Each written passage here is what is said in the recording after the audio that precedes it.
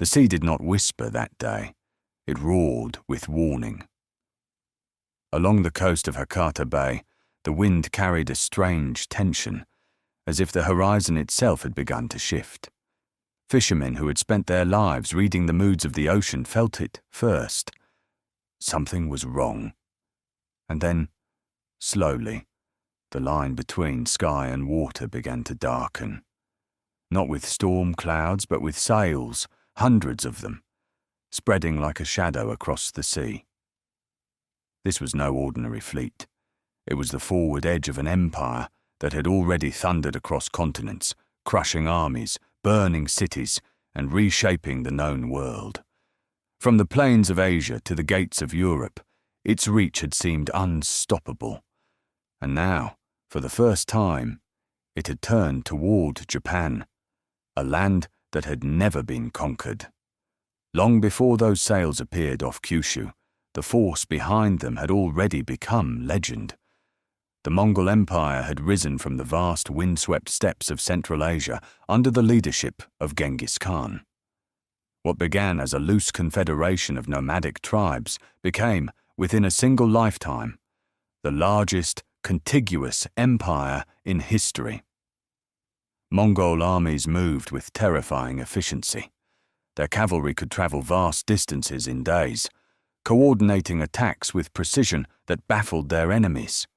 Entire kingdoms collapsed under their advance, and resistance was often met with devastating reprisals. Yet, by the time Japan entered Mongol awareness, Genghis Khan was long dead. His empire had been divided among his descendants, but one man sought not only to preserve it, but to elevate it further: his grandson, Kublai Khan. Unlike his grandfather, Kublai was not simply a conqueror. He was a ruler who understood the value of administration, culture, and legitimacy. In 1271, Kublai Khan declared the founding of the Yuan dynasty, positioning himself as the Emperor of China. He established his capital at Kanbalik, a vast and carefully organized city. There, he adopted many aspects of Chinese governance: bureaucratic systems, taxation structures, and court rituals. He surrounded himself with scholars and administrators, blending Mongol authority with Chinese tradition.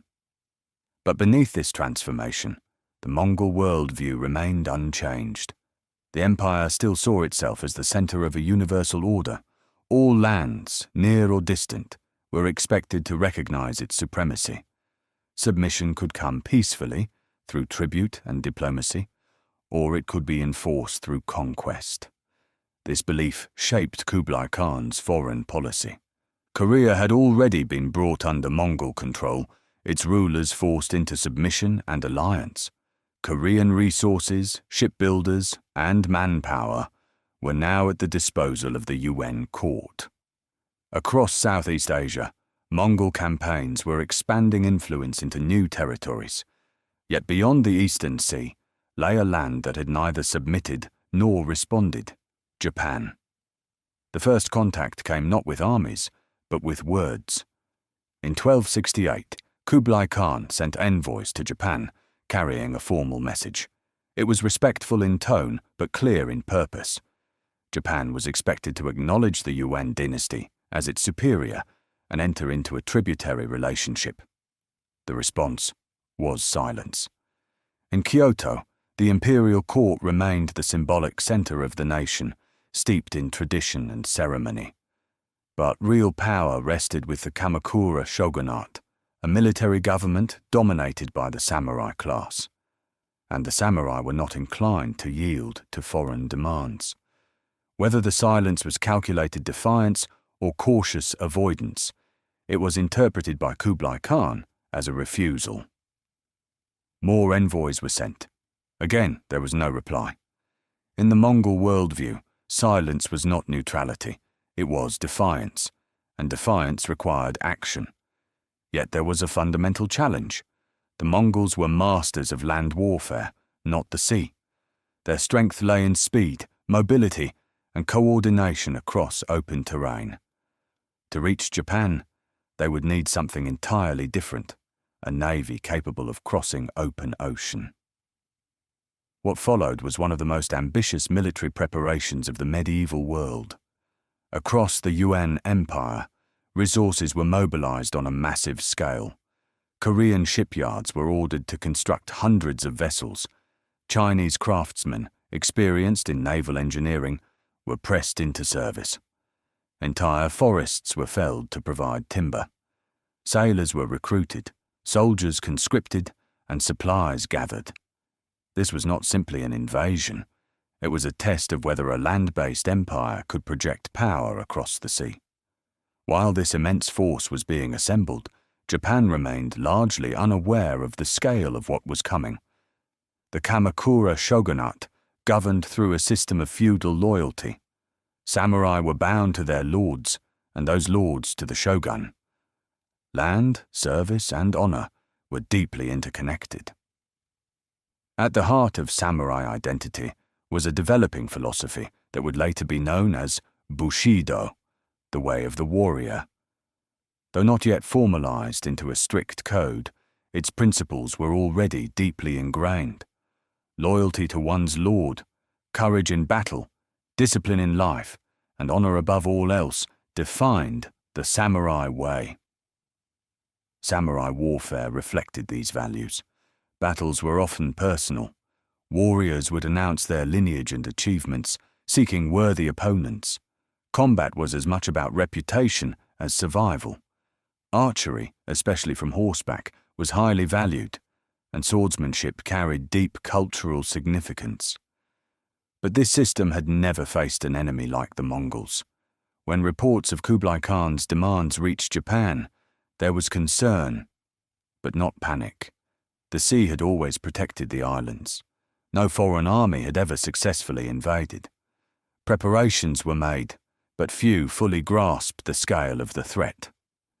That changed in 1274. The first invasion force departed from Korea, carrying tens of thousands of troops, Mongols, Chinese, and Koreans united under the UN banner. Their initial targets were the islands of Tsushima and Iki, strategic stepping stones toward the Japanese mainland. The attacks were swift and devastating. Local defenders fought bravely, but were overwhelmed.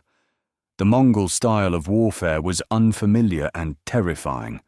They fought in coordinated units, using volleys of arrows to suppress their enemies. They deployed explosive weapons, primitive bombs that created noise, smoke, and confusion. For the samurai, this was a shock. Their traditions of individual combat were ill-suited to this new kind of warfare. When the fleet reached Hakata Bay, Japanese forces had begun to assemble. Samurai from across Kyushu gathered along the coast, prepared to defend their homeland. They expected battle to follow familiar patterns. Instead, they faced something entirely different. The Mongols advanced in disciplined formations, shields raised, arrows raining down. The samurai struggled to adapt, but they did not break. Fighting fiercely, they held the shoreline, refusing to yield. Then, unexpectedly, the Mongols withdrew. The reasons remain debated. Some suggest logistical challenges, others point to stronger resistance than anticipated. But as the invaders retreated to their ships, an even greater force intervened. That night, a violent storm swept across the bay. Ships were driven into one another, smashed against the coastline, and torn apart by the waves. Thousands of soldiers drowned. By morning, the sea was filled with wreckage. The survivors fled. Japan had survived, but the victory was uneasy. Everyone understood that this was only the beginning. Kublai Khan began preparations for a second invasion almost immediately. This time, the scale would be far greater, the planning more thorough. There would be no underestimation. In Japan, the response was swift and determined. The shogunate ordered the construction of massive stone walls along the coast of Hakata Bay, defensive barriers designed to prevent enemy landings. Samurai were mobilized and stationed along the shoreline. Patrols were established. The island braced for a second assault. When the Mongols returned in 1281, they brought with them one of the largest invasion forces the world had ever seen. 2 fleets converged, one from Korea, the other from southern China. Together, they may have carried over 100,000 men. But the invasion did not unfold as planned. The 2 fleets struggled to coordinate, delayed by distance and logistical complications. This delay gave the Japanese time to act. Instead of waiting on the defensive, samurai launched daring night raids. Small groups boarded Mongol ships under cover of darkness, disrupting their formations and inflicting damage.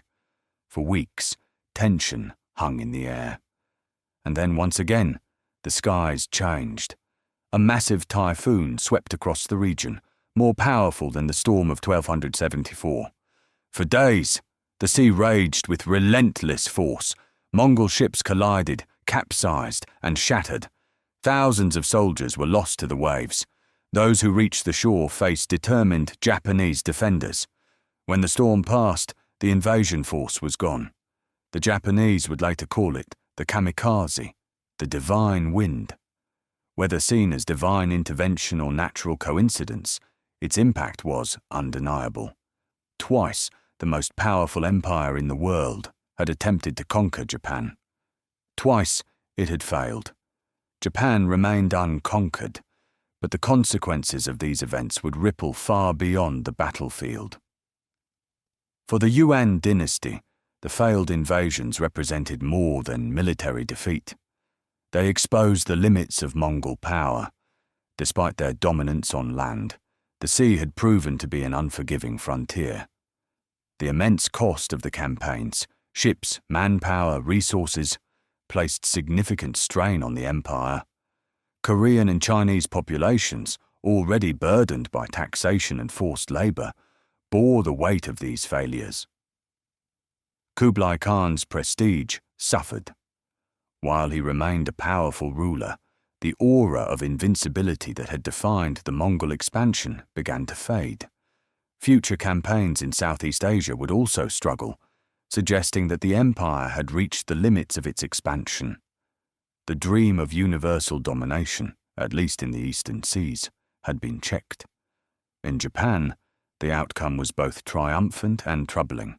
The samurai had defended their homeland with courage and resilience, but victory brought no material reward. There were no conquered lands to distribute, no spoils of war to satisfy the warrior class. The financial strain of maintaining defenses and mobilizing forces fell heavily on the shogunate. Over time, this imbalance weakened the political structure of the Kamakura government. Samurai loyalty, once reinforced by land and reward, began to erode.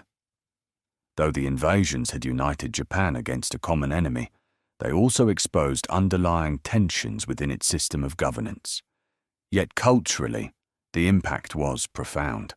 The concept of the kamikaze became deeply embedded in Japanese identity, a symbol of divine protection and national resilience. The invasions reinforced the idea that Japan was a land set apart, defended not only by its warriors, but by forces beyond human control. The memory of Hakata Bay became legend.